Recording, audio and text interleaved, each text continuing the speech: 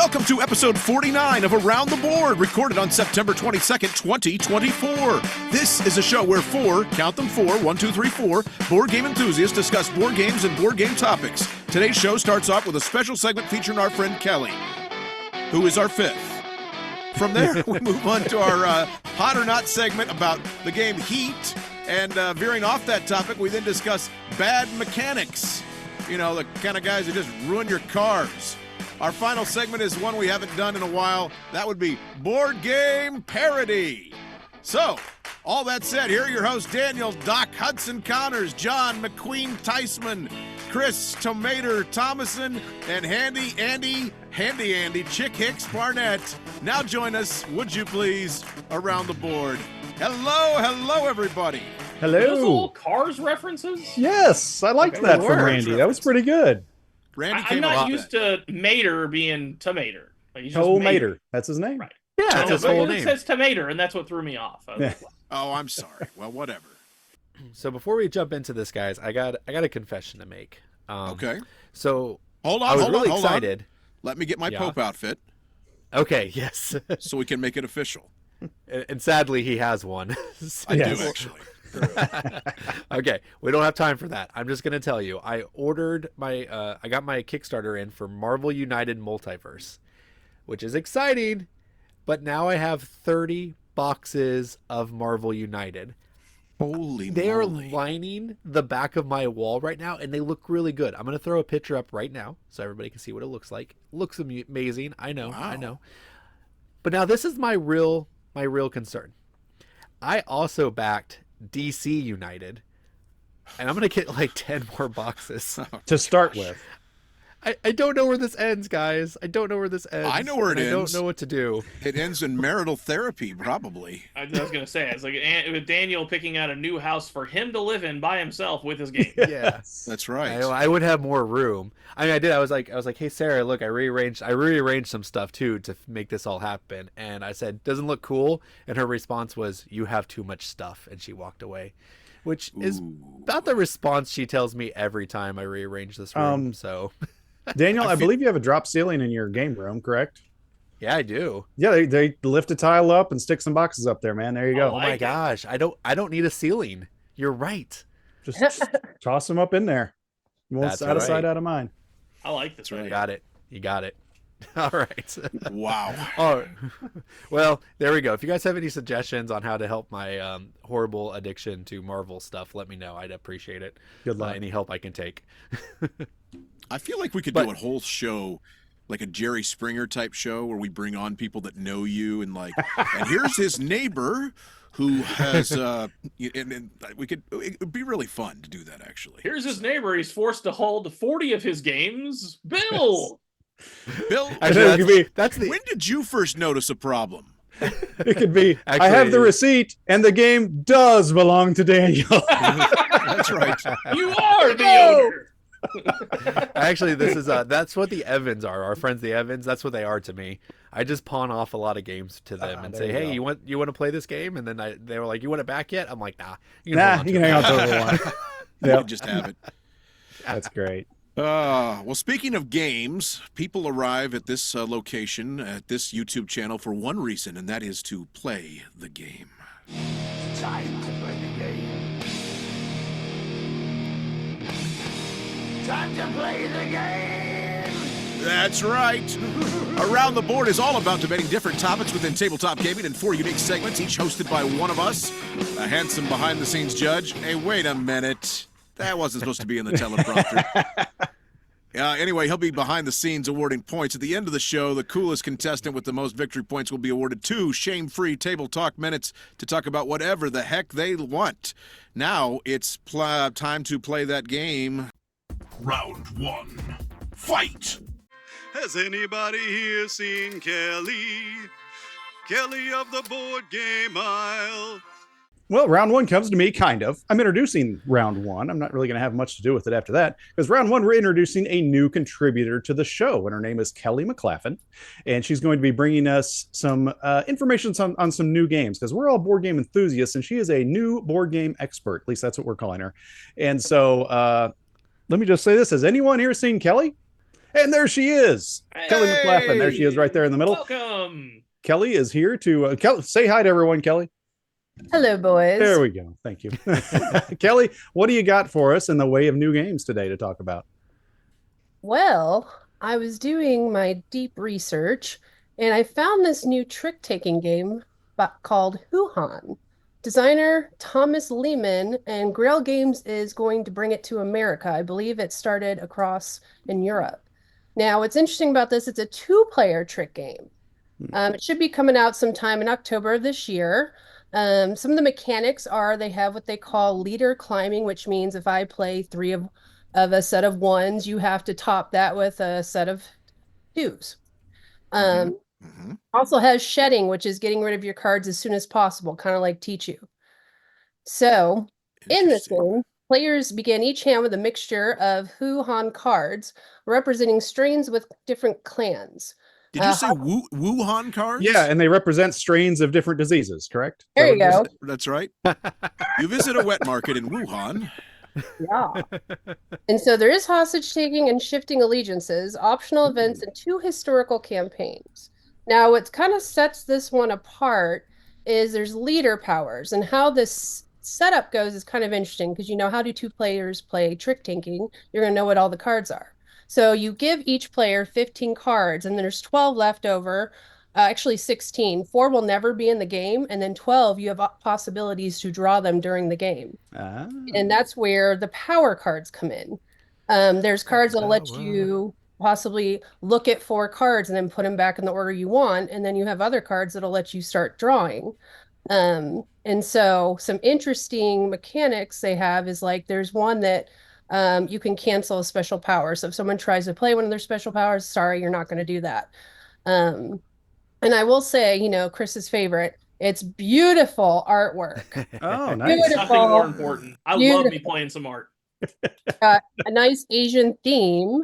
Also, I thought was interesting is it has a regular square box version, maybe the size of, I don't know, tack.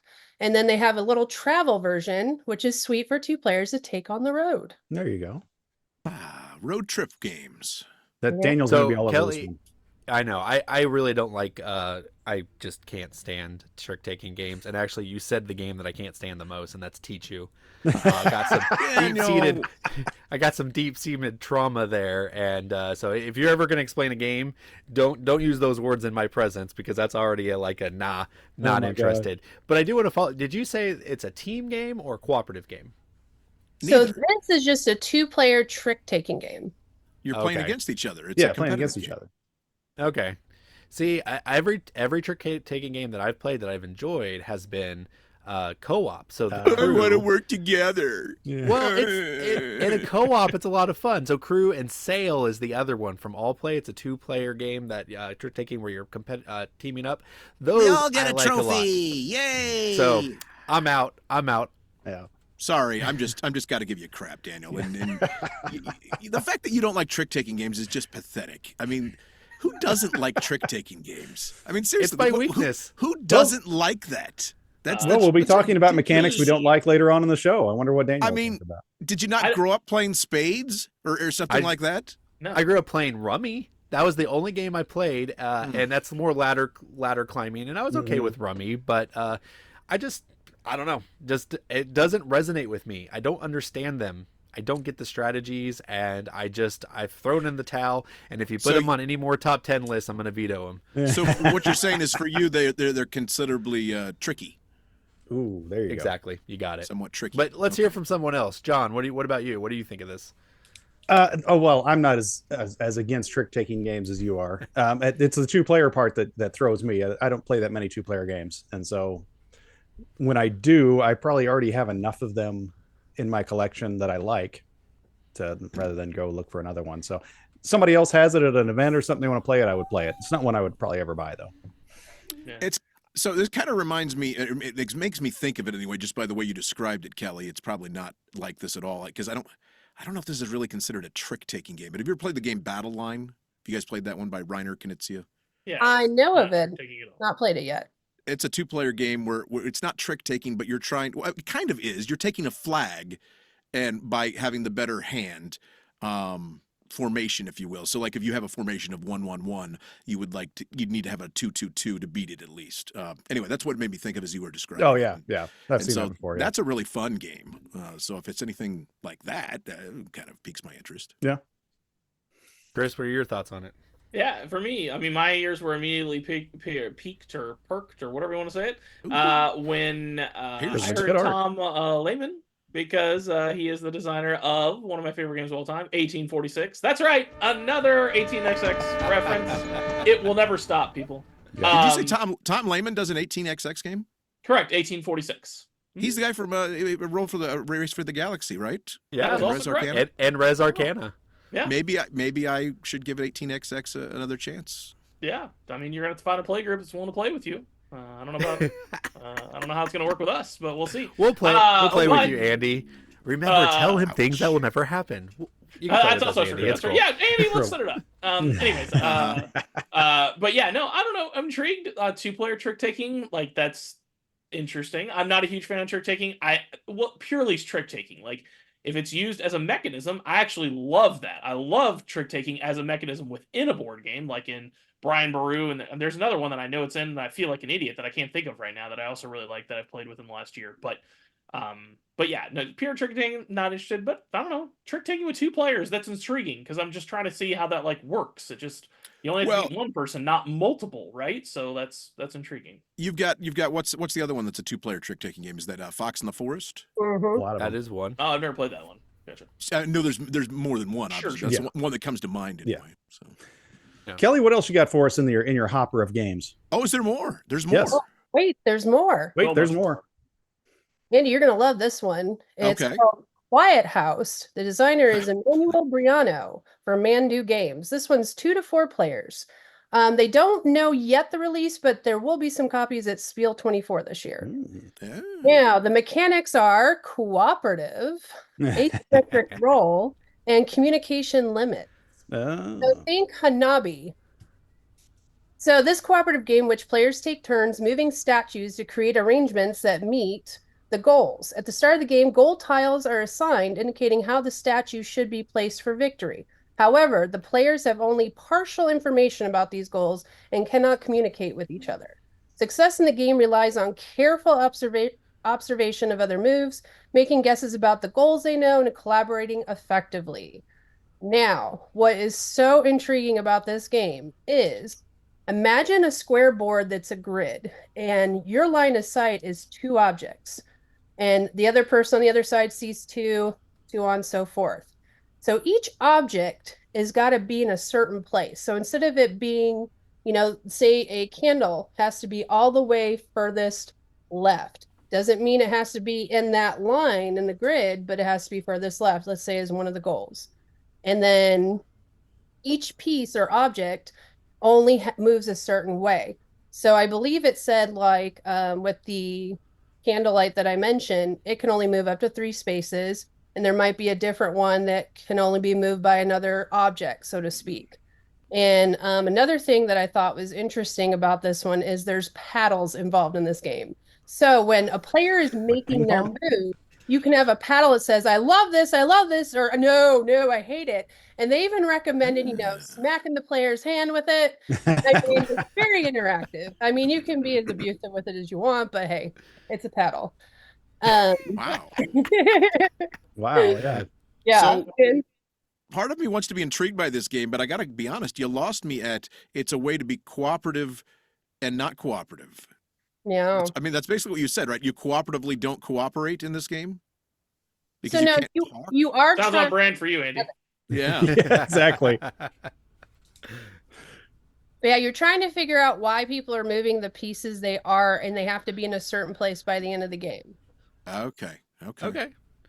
I love that concept. It kind of sounds like a little bit like Magic Maze, where everybody has their own role that they have to go to. Really like that. Also, this game that I enjoy a lot, and that is Tobago. It's like where you are. It's not a cooperative game. It's competitive, but you're trying to figure out where something could be based on like cards you play that says like it cannot be by the ocean, and then everybody like limits the ocean spaces, and then they can kind of continue forth. So it sounds like a lot like Tobago. So I'm intrigued by that one. I'd give it a try. And to be fair, I gave you trouble about it being cooperative but not being allowed to communicate. But one of the few cooperative games I do like has that implementation. That would be the Grizzled. So perhaps this would be an interesting game for me. Is there any kind of a tangible theme, or is it very abstract?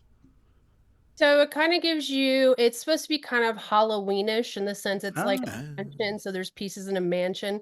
Almost feels like Clue, like a candlelight, I think. And I forget, like a monkey or something, like just different little objects. Just like Clue. Yeah. Kind of gives you that feel. Just like Clue. The monkey. It was the monkey in the library with the candlelight. It was. Yes.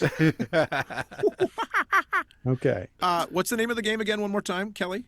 It is called Quiet House. Quiet House. Okay. Not Quiet Place. See, I feel like they could have very easily made this in the Quiet Place, and then there you go. Got that IP. Get an IP on there. Yep. Yeah, up your sales. I hear you. All right, Chris, what any are your thoughts on this one, buddy? I thought the exact same thing about the Magic Maze. Had some Magic Maze like feels to it, which I've never actually really got to the table, but that game always has intrigued me. I've watched some people play it. I've watched videos and understand what's going on. The game seems really interesting. So because of it, this sounds interesting, and it sounds like the best part of poetry for Neanderthals is also in this game, which is beating someone with something, because that game is awful otherwise. Well, there you go. Kelly, do you have a good game for us? What do you got left? Well, the last one is a bit of a cheat. It's already just came out. So if you're familiar with Stamp Swamp by Paul Solomon is a designer. He designed Honeybuzz and Genotype. Okay. Publisher is Stonemaier Games. So if nobody's heard of him. And it plays my video this way. Now, this one you can play solo, but up to 5 players. And actually, John and I got to play this, and we played the full count of 5. Mm-hmm. So the mechanics are: I cut, you choose, open drafting, and tile placement. Now, it brings stamp collecting to a life on tabletops. And basically, it's like a public pool of face-down, face-up tiles with some bonus cards. And then they simultaneously divide them into 2 groups when you get to after the drafting phase. You kind of have your own pile to kind of allure that I cut, you choose. And then after you have offered some, you get some. And then depending on how you place them in groups or different kind of point objectives, and they're all in the game, you kind of, see who wins. But the I cut, you choose is interesting because how they work it is a little different than typical. It's not just a one-time split, but it's actually, after you gain your 6 tiles, you get to reserve one. And then you make 2 pools on the top of your board, and you're thinking through a lot of things like, I do want to really engage, say, player 1 to pick my pile, because then I'm going to get next shot at everybody else's tiles. Ooh. And then you're kind of wanting to, like Oasis. Yeah. But one of the piles you end up keeping. So someone's going to choose one of your piles, and then you have to keep the other. So you're kind of trying to keep the ones you want, too. So that was kind of one of the interesting parts. All Isle of Skye, a little maybe. I've not played that one. No. Okay. That's one on my list to play. Interesting. Yeah, like Kelly was saying, we got a chance to play this one, and there's 2 things that I think make this game stand out for me. And it's not the theme. Has anyone collected stamps since the 70s? I don't know if anybody even does that anymore. But so the theme is whatever. Which for me, usually that's the thing. The theme is implemented well, but I didn't care about the theme. But the fact that there's face down tiles involved in it, that people are going to be like, well, I need one that size anyway, and it's face down. Maybe it's a really good one. You don't know, because you're not allowed to reveal them even after you draft them. You can look at them, but nobody else can see what they're at until they get them. And the other thing is the objective fulfillment. It's really cool. There's 4 objectives and 3 rounds. Is that what it is, Kelly? Because there's less rounds, and you have to fulfill one at the end of every round. It's not like you're just always building to the end of the game. It's like at the end of the first round, do I want to do the one that I can score the most right now, or do I think I can really get that score up if I do that one later? So maybe I'll take a lesser one. There's a lot of great decision making to make with that, but every round you got to decide to score something, then that's dead to you for the rest of the game. So really cool things like that I think make this game. Otherwise, I don't know if it would really stand out. That sounds very interesting to me. You got Like I said, it kind of had that Oasis mechanic where somebody picks yours and then you get first pick, which I love. True. I adore. Actually, a lot of things you said was great because honestly, when I heard it was from Stonemeyer, I immediately was like, I'm not even going to pay attention to this game. Not that Stonemeyer doesn't make great games, but his last couple have been such a miss for me that I'm like, I'm definitely not on the Stonemeyer bandwagon anymore. So this one had to like prove itself on its own. Which, Hashtag not a your sponsor. description was really good. Well, they're not a sponsor, and if they were, They have sponsored I would us still They before. have been in the past. They have. Yeah. Oh, I've liked some of their games. Don't get me wrong, but lately, Same like one. Apiary, not a big fan of Wingspan. Have no desire to play Wormspan. What was the Red Rising? The time game. What is it called? Well, yeah. Pendulum, Yeah, it's just yeah. like, yeah. There's just enough of them now that I'm like, I don't know, but that one sounded interesting. I'm intrigued by it. I'm gonna play it. They I'm not make gonna some buy great it. I'm gonna games, play it. Daniel. Scythe and Viticulture. And I was talking about his last couple, not the. all right. Daniel's all about what have you done for me lately. He doesn't care That's about true. what's happened in the past. It's just what's happened lately. Well, Yeah, no, this sounds really good to me, and like it encompasses the kind of game I want. Like nothing about this game sounds overly complicated No. or detailed. It's just a lots of depth, right? Like, okay, I got to make the decision now, and I got to think about the future. I also got to think about this turn, and then next turn. Okay, well, now, and that's also a reason I like drafting, right? Because you're looking at a set of cards, and you're like, okay, this card isn't very good, but if I got this other one to be good, do I want to take it and take that risk, or so? Yeah, no, it sounds fantastic. I love the implementation of the I cut, you pick type thing, especially because that's kind of like a card in Magic called Fact or Fiction, where you have 5 cards and make 2 piles and you choose. So that's really cool. I love that, and yeah, no, this game sounds right up my alley. Lots of depth, not overly complicated. Exactly what I'm looking for in a game. Cool. Well, very cool, Kelly. Thank you for sharing that with us. And speaking of what's the newest and latest, you brought that to us. Give us those 3 games one more time. Their titles, if you would, please. Sure. There's Hoo-Han, Stomp Swamp, and Quiet House. Stomp Swamp. When did we talk about that one? Did I say swamp? Oops. Step swamp. Damn swamp. Stomp Swamp. I kind of like the idea of Stomp Swamp. Actually, several people at the table kept calling it that. Well, thank you, Kelly. I'm sure we will see you and hear about some more games soon. Thank you for joining us. Anytime, boys. Bye. All right, cool. Round 2. Fight!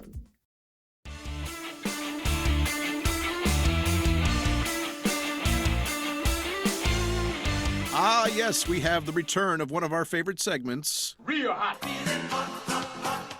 So hot right now. That's hot. And that is Hot or Not. And so we're going to talk about the game Speed. No, Heat. what? I'm sorry. Speed. Guys, this is a game that I don't feel qualified to talk much about because I've only played it once. So we're going to do things a little bit differently this segment. I'm going to give you guys a chance to go around the board and sell me on it or sell me on not having it. Tell me what you think about it, whether it is hot or not, and tell me, just in general. I've played other racing games. Downforce has been a big hit in my house with the kids. Certainly like Formula Day. Tell me, is this one of the best racing games ever? I know it has some deck building mechanics. It's got some interesting things. Again, I've only played it once, and I think I played it in an abbreviated game. So, Daniel, I'm going to let you start us off. Sell me or don't sell me on this game, Heat. Okay, so this has to be one of the best racing games that are out there. I know that, Andy, you enjoyed Snow Tales along with me. It was my favorite racing game up until this point. Snow Tales, I'm going to just talk about real quickly, is a game where you play a couple cards from your hand, and it, like, if you play a 1 and a 2 in the front, the 2 is heavier than the 1, so that turns the sled, and then the brake is on the number on the back. So it's this hand manipulation, and I love that. Well, Heat actually kind of takes that hand manipulation and kind of puts its own twist on it, and it works really well. When you have the cards, you might have a bunch of 4s in your hand, or you might have a bunch of 1s in your hand, and you might think it's a race, so I want to go as fast as possible, so I always want 4s.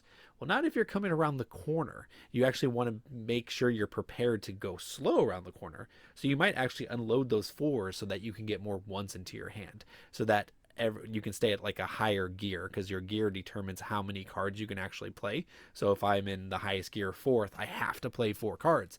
And if all I have is 4s, I'm going to crash to a wall and die. But if I have 3 1s in my hand, then I could actually like stay in 4th gear and still get around the corner. So this hand management of this game is just really unique. It's really different in my opinion, because all the cards you get can be good or bad depending on the scenario. There's at the beginning of the game, you can draft these unique cards that make each play of Heat just be something special, something unique, and it makes your car feel different than everybody else's. So a lot of games have player powers, and this doesn't have player powers. Instead, you can modify it with this drafting deck, and I think the drafting deck really makes the game stand out as well. While the base game is fine, which I was taught it with the base game, and I usually hate base games. You know me, I will not play a base game if a more advanced one exists. But even the base game is worth playing for Heat. But the draft game just takes it to a whole nother level that's exciting. And remind me, Daniel, like I said, I think I played an abbreviated game where we only did one lap, but you're supposed to do multiple laps, right? So you kind of build your deck as you go and you keep going? No, so at the beginning is when you get cards for the... No. So at the beginning is when you build... Maybe. What? Kind of. No. You don't build your deck as you go. You can get cards throughout the game. I thought you could get cards.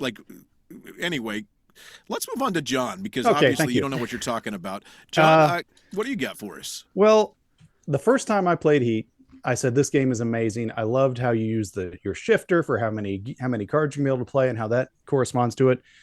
It was being explained throughout the whole game because you're never really sure what you're doing next. That's the one problem I have with the game, is even with the little iconography at the top of the thing. Iconography in this game, I'm sorry, is terrible. It's a mess. I hate it all. And I can't understand what any of it means around the top. What I know what does that mean again? What are we doing? How do we do it? Why do we do it? Always seems to work against me, whatever we're doing, or somebody forgets the rule and it hurts me or something. And so the first time I played it with none of the extra stuff was the best time I've had. It's been diminishing returns ever since. Everything that's added to it. Weather, now this turn is a 3 instead of a 2. It was random that it was a 3 anyway. What's the difference? Now it's a 2. Big deal. Why don't we just not have the weather part of the game? That just makes no sense to me. Replayabilities. And then it's thematic, John. It's a 3 instead of a 2. It depends on what card you have in your hand. It doesn't matter what the turn is. And then the drafting of the cards. Can we talk about that real quick? So you lay out like 53 cards out there or whatever, and we talk about what they are.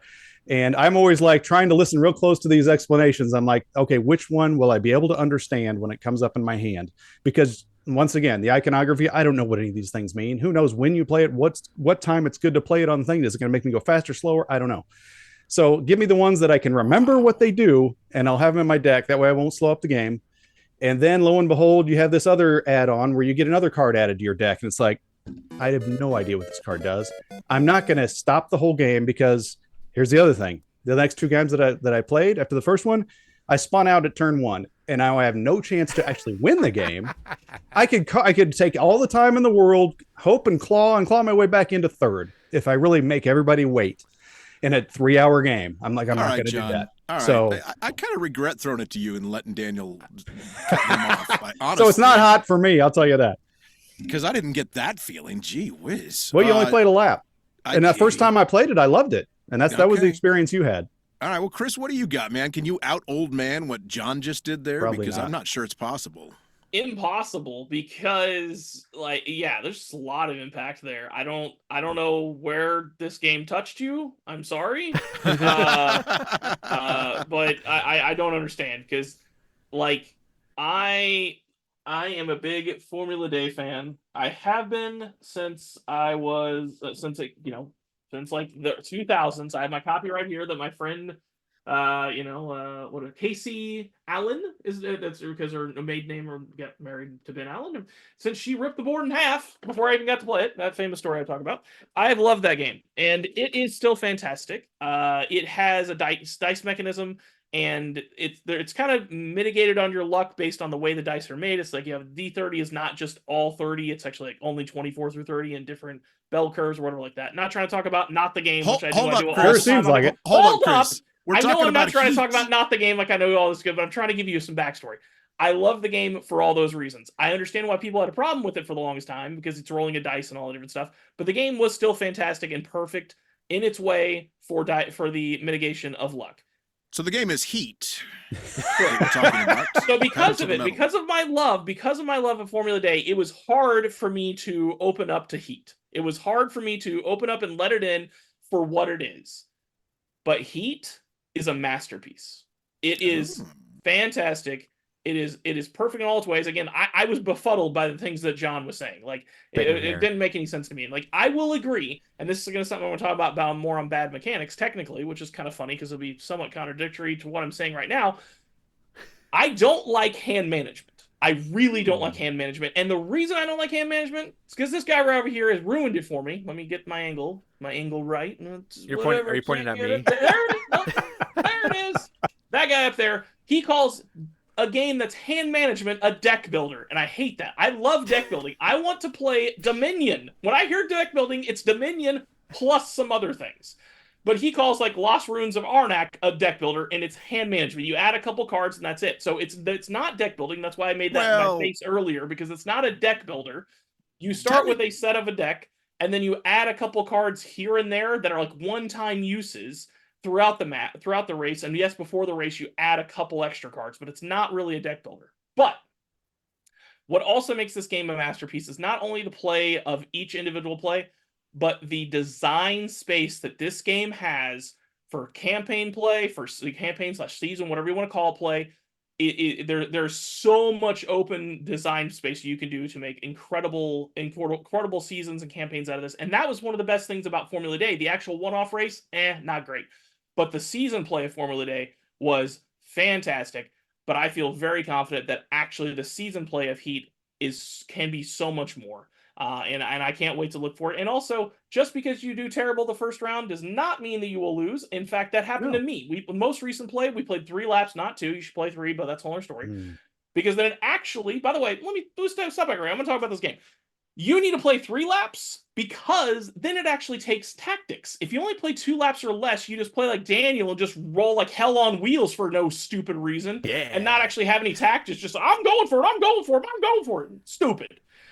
Racing is actually about tactics and strategy, and if you play 3 laps, that's required, which is why I won. Even though my very first turn of the game, I played the card where it's you flip over the next number and you don't know what it's going to be, and I played 3 of those, trying to get them out of my hand because I don't like randomness, trying to mitigate that, and I got 1-1-1. So my first turn, I went 3 spaces, and a good first turn is like 15 plus, and I thought it was over. But I came back and won because I did smart racing and I wasn't spinning out and being an idiot like everybody else. So that has nothing to do with how much I like this game and the fact that I won it. That's not it, because I played it multiple times. And see, that's the thing that I thought could be possibly potentially very good about this is I won't quite call it a legacy aspect, but the fact that it is a longer run, and so it is much more than just what you do that first time. And I guess that's what I was thinking as I mentioned, deck building is. If you keep playing and going more races and you keep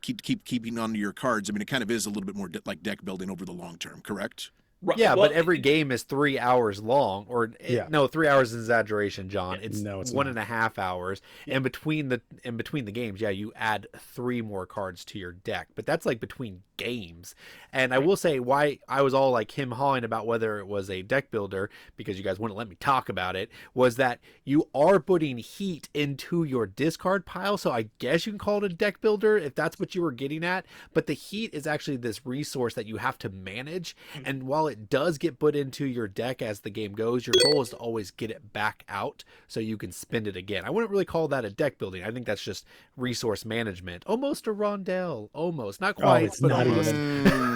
Okay, but that's what I was going to say. Like, this game totally, absolutely is hand management, not deck building. Like, over the season, yes, Correct. it can be deck builder, and we'll see where they go with it. I have my own ideas on designs based on how you should be able to manipulate your deck over the course of a season, but we'll see what the publisher comes out with. Either way, I think it's going to be great. But that's where the deck building is. But the actual gameplay itself is hand management. So does this become a game like a Blood Bowl or that type of game where you could just play Heat?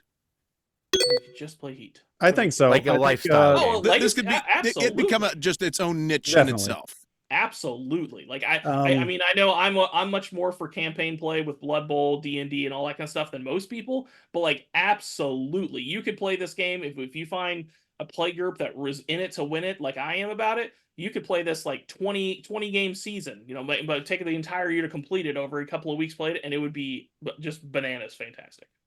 Very cool. Well, one real quick thing. 3 hours is not an exaggeration. The last time when we played the 6 players, Daniel, because after my first turn, I timed it was 2.5 hours after that. So, but here's what can happen to you in your first turn. My second game, the first turn. Okay, if I play one more card, unless it's a 4, I'm good. It's a 4. I spin out, and then I'm, in last place. And just because it's not necessarily you're going to lose, but if anybody else is doing well, you're not going to win the game. And then the second one, I'm like, I'm going to be smart. I'm going to stop short of the turn. And it was just at the wrong spot where everybody could zoom around me and get through the first turn on their first turn. And then I have to plug along ones. And then everybody's 3 turns away from me. And it's like I say, I could hope and claw and do all that, but it's 2.5 more hours. No. Why do I want to make it last that much longer? I'm like, I think you need here's what I'm playing. Let's go. Let's get it on. And I felt bad that the nice couple that was playing with us might have thought I was moping. I wasn't. I just didn't want to hold everybody up. I was interested in who won, but I knew I wasn't going to win. So, John, I think this definition of just you playing poorly, to be honest, like well, it's a bad first turn and it can kill your game. That's what I'm saying. No. In all fairness, I'm serious. This segment alone has made me want to take the moniker of Old Man Chris and move it over to you, because you have just been like, get off my lawn here. It's not an old man thing. It's just it's not an enjoyable. It's not an enjoyable experience. You put all these cards out here. No. I can't see what's going on. I have to respond to John, okay? Because this is the issue you're having. You have 7 cards in your hand, and you have to decide how you're going to mitigate what you have in those 7 cards. If you played all of them to the point where if you flip a card and you get a 4, you spin out. You don't do that move. If you have 3 4s in your hand and you're like, you know what, on a 1 through 3, I'm fine. On a 4, I'm not. Well, you have your 3 4s or they're in your discard already. I can now make that play. This game has enough information in it that you could always make a safe bet unless you are in a desperate situation. Sometimes if you're in a desperate situation, you're like, I flip this and I have a 50-50 chance of making that line. And if I do, I'm in it. If I'm not, then I'm out. But if you spin out on the first turn or second turn, you're not out of this game. I've seen people come back and win it. You just have to plan it better in the future. Yeah, Chris is that guy. He spun out in the first turn and he ended up winning. And I often in this game blow out and I get really far in advance from people. And then I almost always come in like 4th place because I put the pedal to the metal too early and it backfires on me. But one day it won't. Well, you guys, overall, I was going to say, overall, the verdict for me is that I need to play this more than the one time, because you guys got me sold on it. And the fact that John has said what he said really makes me want to play it right away. So I might hop on Board Game Arena after the show here and play some Heat, Pedal to the Metal. Yeah, it's okay. Tell us what you think about Heat, Pedal to the Metal. We'd love to hear your comments in the comments below, and be sure and like and subscribe to the program. And we'll return in just a moment. After these messages, we'll be right back. From the creators of Around the Board comes a brand new, unique show, unlike anything you've ever seen. Hey guys, welcome to The Try, a brand new show where we'll debate board game topics and news with 3 of me. Wait a minute, isn't this just a ripoff of Around the Board? No, not at all. This time there are 3 of us, and it's all the same person. Listen, I'd rather not be associated with Andy 1 or 3. Thank you very much. Hey, what's wrong with me? Or me, bruh. Or me, bruh. Huh, that sounds like amoeba. Oh, for Pete's sake, can we just talk about, board games? Yeah. And that does it for today's show. Remember to join us soon for The Try. Round 3. Fight!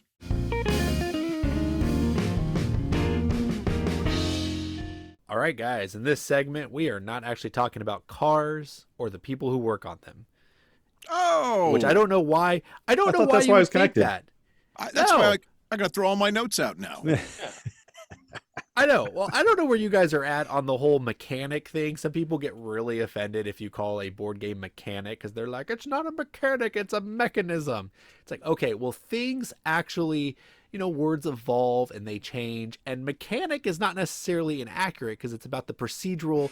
It's actually procedurally procedurally doing something. So the deck building mechanic is procedurally building your cards and stuff like that. Anyways, regardless, whether you call it mechanics or mechanism, we are going to be talking about the one that we like the least, because, you know, in this show, we actually love to talk about how we hate this hobby a lot. So watch our episode, our Dice Tower Awards episode to know what we mean.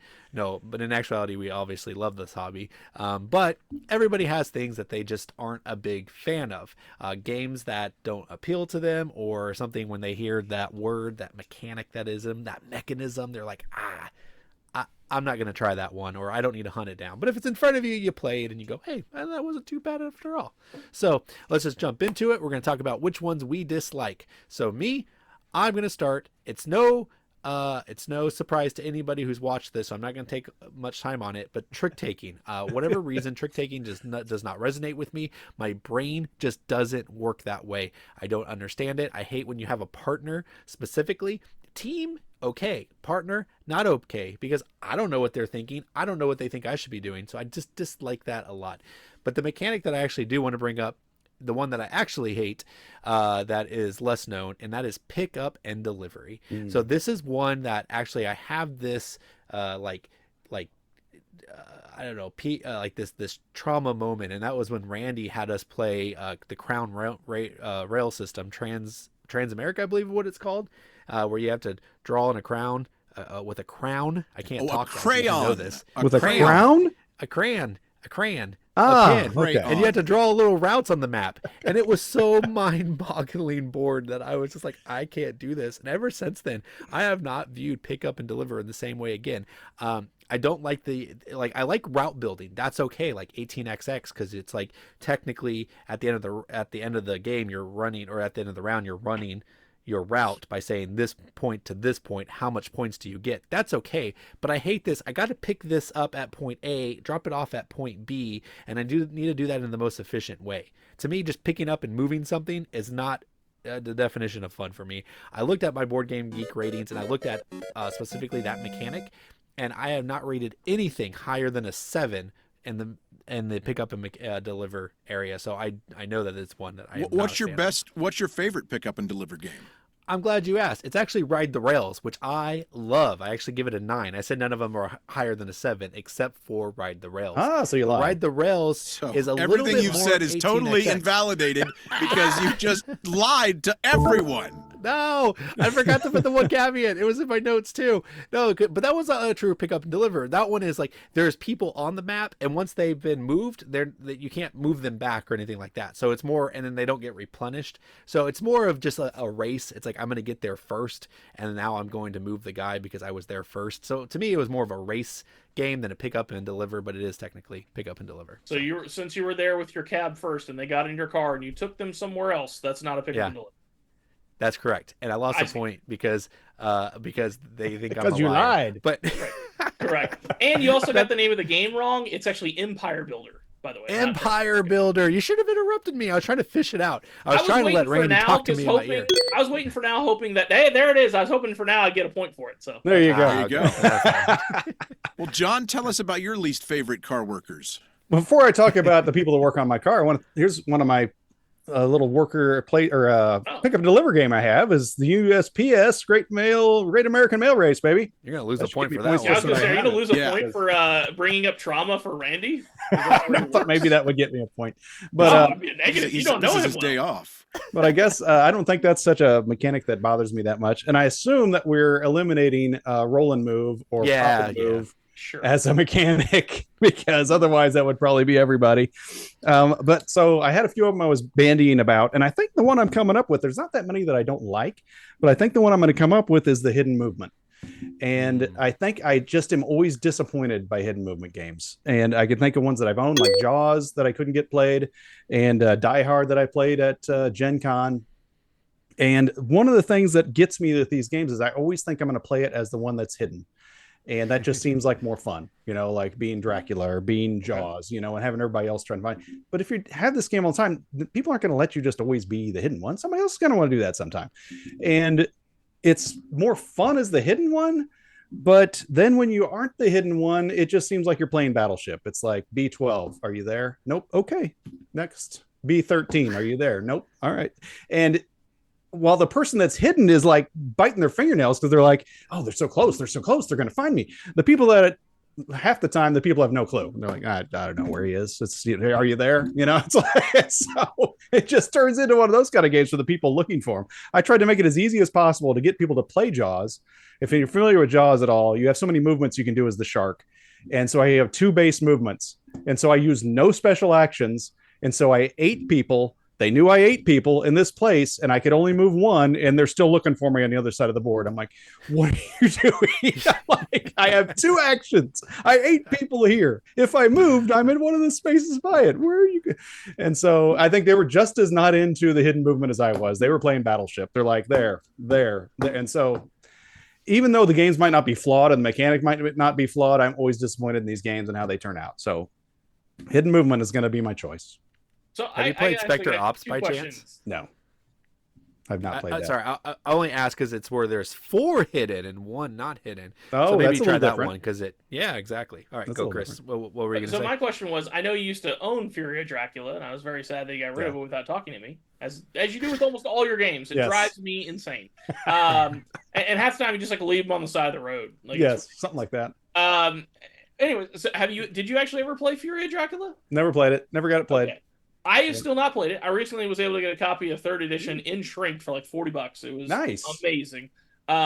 So I do need to get it played, but like again, that's the one that everyone keeps saying this one works. This one actually works. So once I get it to table, then yeah, we'll try to see how that works. I also own Letters to Whitechapel, which I thought would actually be a better version of that, but never got that played. The people I've heard good things about too bloody and gory. I'm not playing this, so I never got it. I've heard good things about Letters to Whitechapel. Never actually played. The only one I've actually played in this genre is the original of Scotland Yard, and I've always really enjoyed playing Scotland Yard. That's been fun. So yes, but and then the other question I was going to have is this, just on a personal note. Do you feel this way about role playing?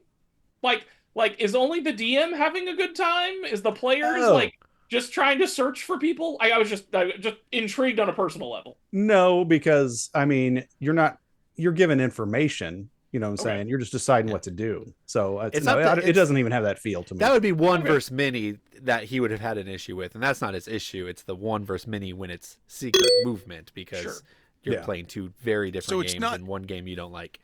It's hidden movement specific, not secret information, right? Yeah, it's hidden movement specifically. Okay, so it's like you're not upset when you're playing Secret Hitler and you're a liberal. No, none of those games. None of those things bothers me. Okay. Okay, anyways, Chris, what about you? What are your mechanics that you dislike? Yeah, so I already kind of hit on this earlier, and it's not really a spoiler because I talked before. It's like it's hand management, but like even talking through this episode, I've decided I don't like it. It's just I don't like how Daniel lies to me. I don't like the lies, and it came to light just a few moments ago, right? It came out he's a liar. Massive around the board scandal. Daniel's a giant liar. He said that like I don't like this and I don't like that, and then he's like, oh, actually I got a 9 on that. You know, like I like those kind of games. I don't like pick up deliver, but I love me some ride the rails. So I think his problem is I just have a bad play group and I have a liar. I think it's mainly my problem. I don't like hand management, but no, I mean it's fine. And yeah, obviously we're talking about stuff that, you know, not a roll and move, and I got to think, well, what about flip and move, about like Candyland, right? Oh, there you go. Which then actually led to me what I think I don't like truly, and I've really tried to like them. I don't think I like verb and verbs very much. Like I like they just like I love the prospect of them. I see the design space. I see like where it can go, and I just haven't played one yet that really hit the mark that just really had me excited. Like I've played a whole bunch of like the Railroad Ink on my phone, but like the bar for phone fun is not very high, right? So like I think it's rolling right. Like I want to like him, but I just haven't had one that's just hit the mark for me yet, and I'm worried that the mechanic, just the genre mechanics, whatever you want to call it, just isn't there. Like, for those who might not be familiar, verb and verb isn't a dish by the Swedish chef. It's whenever it's a flip and fill, roll and write, things like that where you're doing one thing then doing another. Correct. So do you not like cartographers? It's fine. Like it's fine. It's welcome good to for a large group, it's good for playing with people that aren't smart enough to play something better. Whatever. Oh, here we go. But like welcome to. I knew we couldn't make it. We couldn't make it through an episode without Chris trashing half our audience. So. I'm Hold sorry. on. Hold on. Sorry. Read a book. I'm gonna address. Not my fault.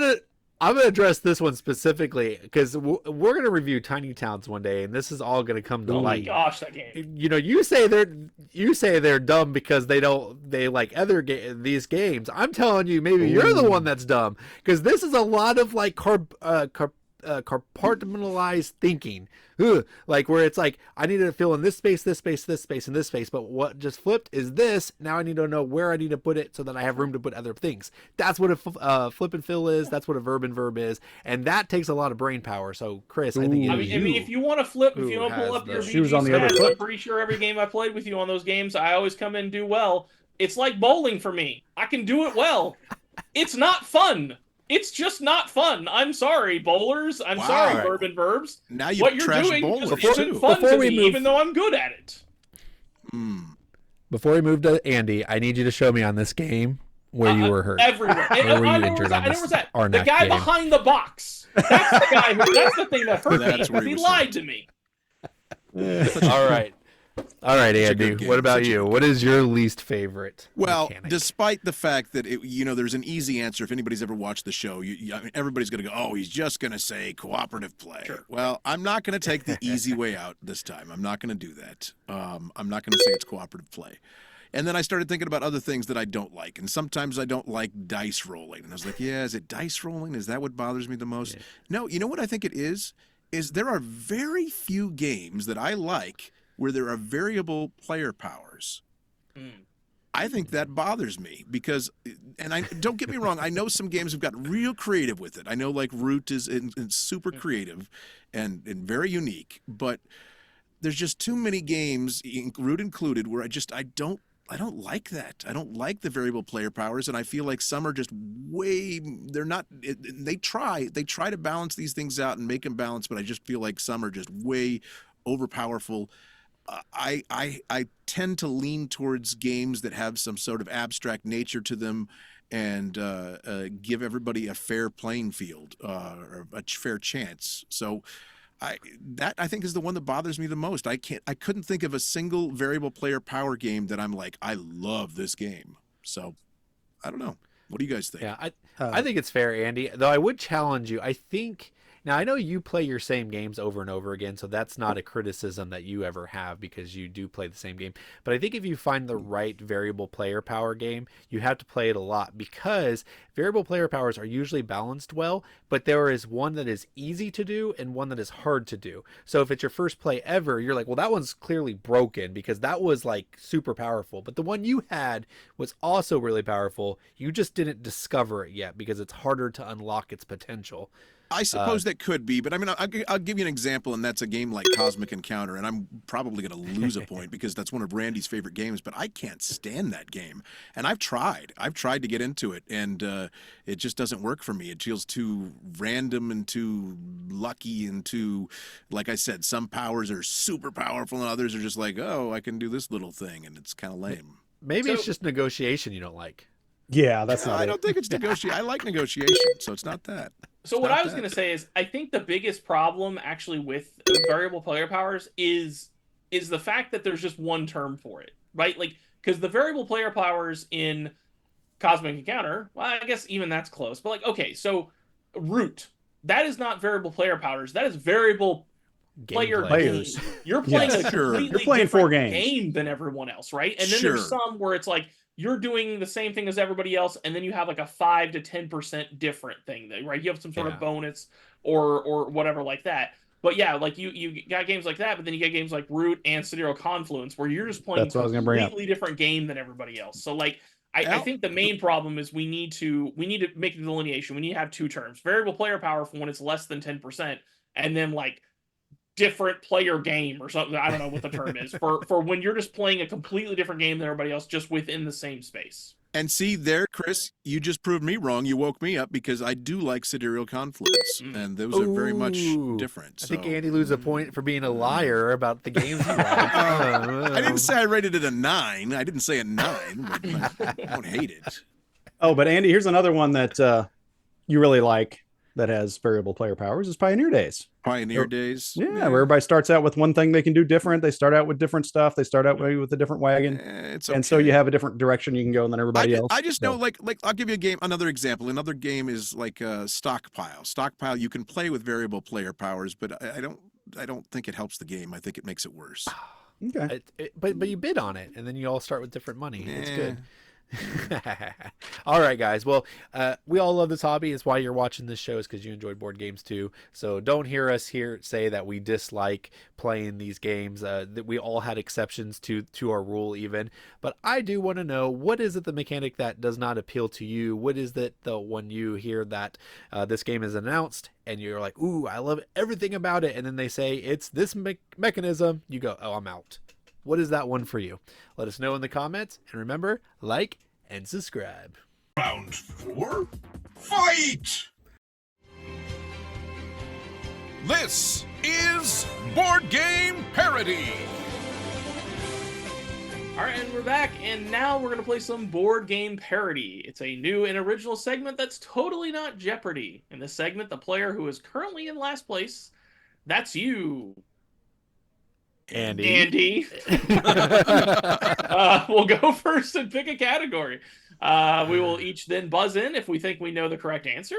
We'll gain points if we get the question right, but if we get it wrong, we'll also lose points instead. So this is where things can get pretty swingy. Andy's got a chance, even though I got a big lead on him and a 2-point on everybody else.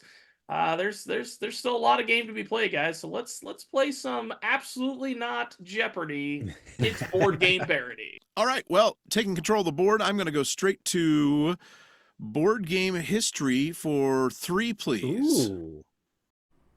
Made of gold and encrusted with diamonds, rubies, and sapphires, this is the most expensive board game in the world. Andy, you buzzed in first. What is chess? Can you be more specific? What is a chess board? Or chess piece? Sorry, that's not an acceptable answer. Wow. What?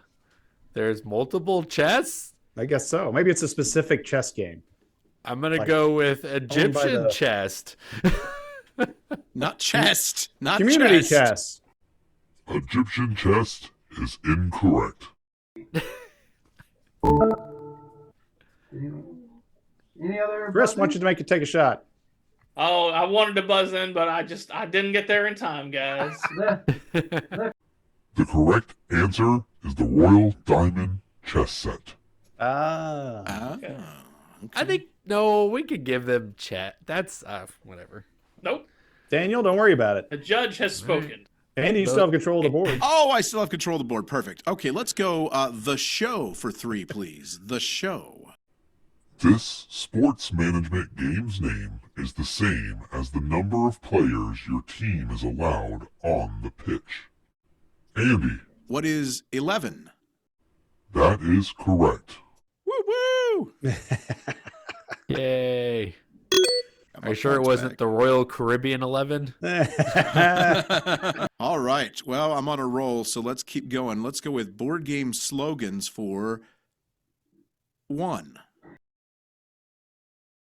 This board game slogan is, it's a race to build your robot first. Robo Rally. I don't know about building robots. Throwing it out there. Come on, you guys, give me some good ones. Nobody Didn't buzzed give it. anything. The correct answer is Robo Rally. No way, really? What? Wow. You build a robot in that game? No, you don't. I didn't think so. You program their movement of where they're going to for the race to go to the flags, but you're not building one. That's a bad slogan.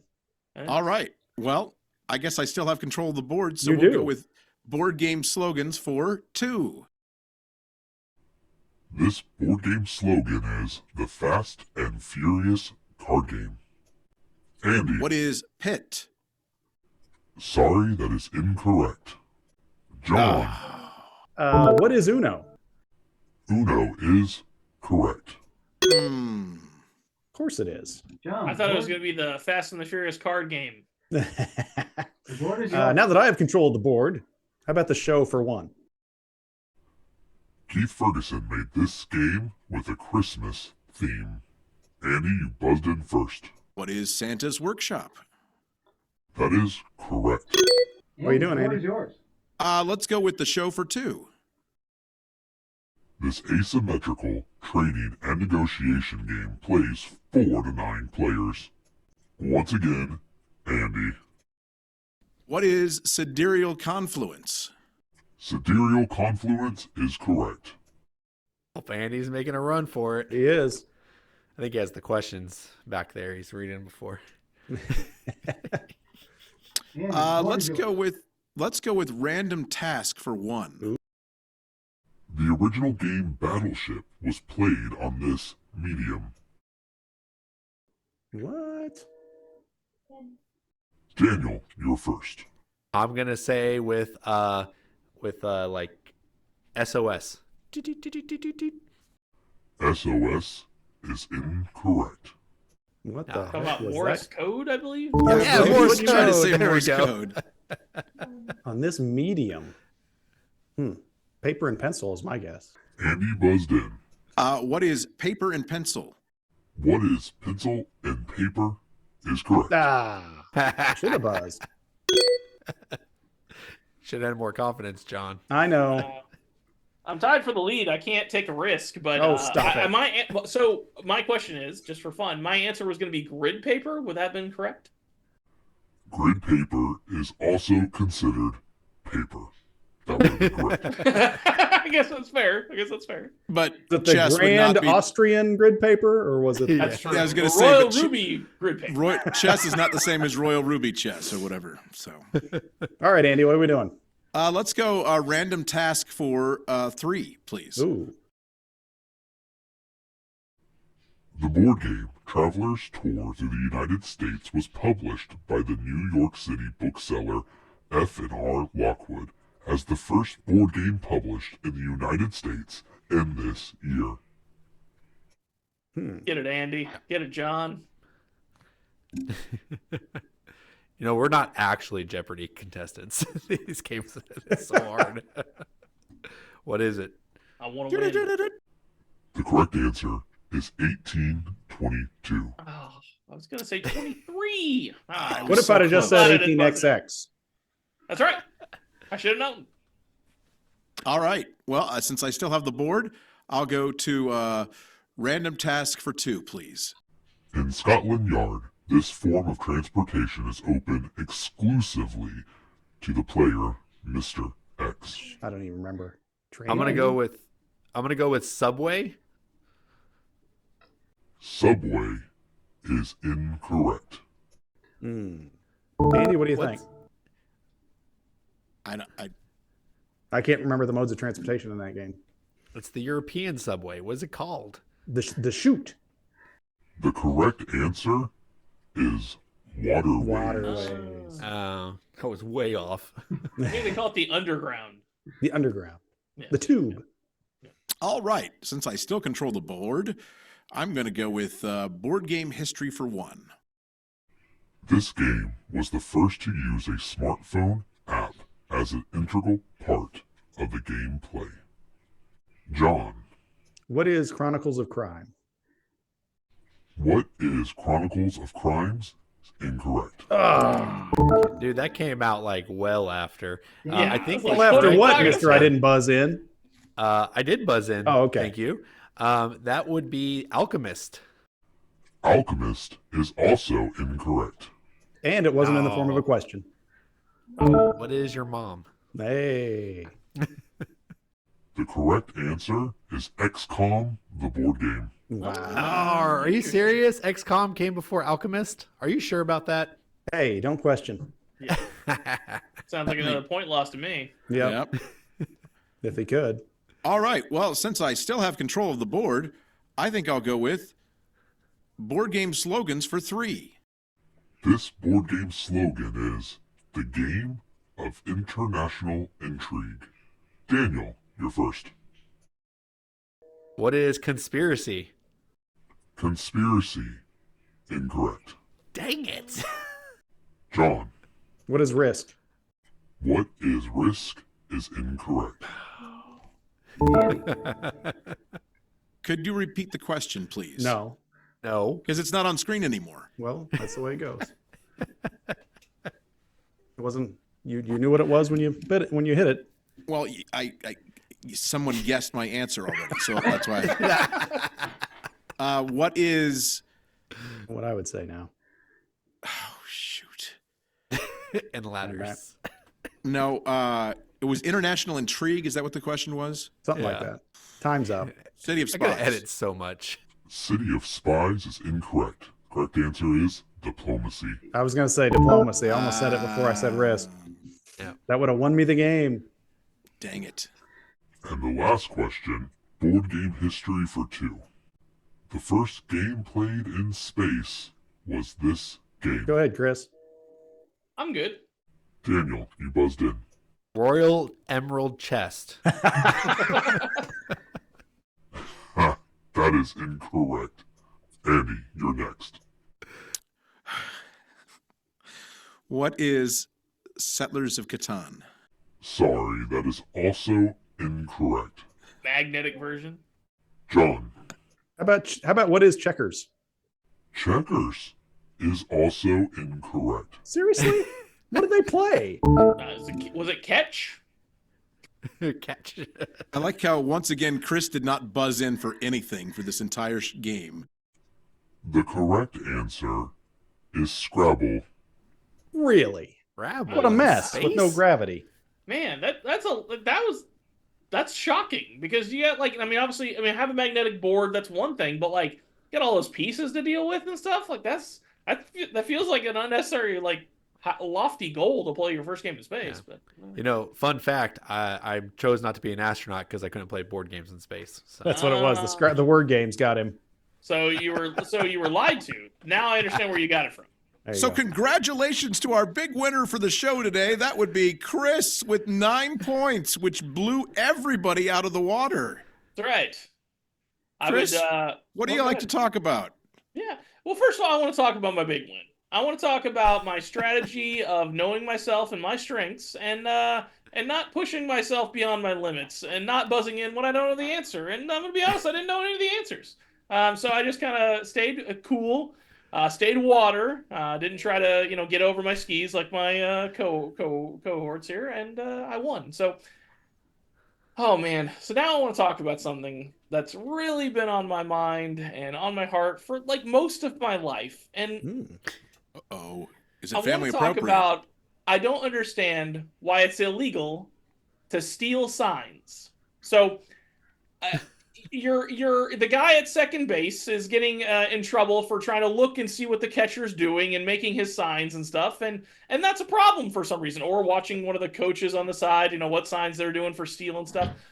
But as I remember, it seems to me in that moment, aren't they doing the signs so they're not directly telling the other team what they're doing? So isn't it in their right to try to counteract? Like that seems unfair and illegal in itself, that you can do something that the other person has no ability to try to counteract. Your thoughts, boys? Well, if I can step in, if I may. Sure. The biggest scandal of this recently was the Houston Astros. Okay. And sure. I think the reason why it was a scandal is because when there's nobody on second base, they don't flash a series of signs. They put down 1 for fastball, 2 for whatever. And they were using a camera. You're looking at the camera footage from down in the clubhouse, and if they saw fastball, they would hammer a trash can so the guy would know it's a fastball coming. Sure. That's a little hinky. They're doing series of signs when you're on second base because they know you can see it and they don't want you to. They're still trying to figure it out. What did he throw when he did the third sign was this? And I don't think that's illegal, but now they go to the whole electronic thing where you can't steal anything anyway. So yeah. I think the concern is that using the outside technology, I think, is not so much the being able to interpret things. It's like, we're going to hack the system here and use the technology. Although I think Michigan got in trouble for stealing signs on the sideline. So you're saying the problem is the people outside, the people on the field. Yes. And I guess that makes sense. Like, and obviously with the Astros and the trash can thing, obviously that makes sense. But like since it's been a problem since I was a kid. Like I've always heard people saying, "Oh, he's trying to steal signs." Like we didn't have all that technology when I was a kid, and it was still a problem. I'm like, I don't understand why it's a problem that you're trying to keep information from me. Why can't I try to decipher your information? Like I don't think it's viewed as a problem as much as you just have to watch out for, because that's what people are going to do. They're going to try to steal it. That's just part of the game. But guys, and let Daniel talk. Sure. Oh, okay. Yeah, Mr. Baseball, let him talk.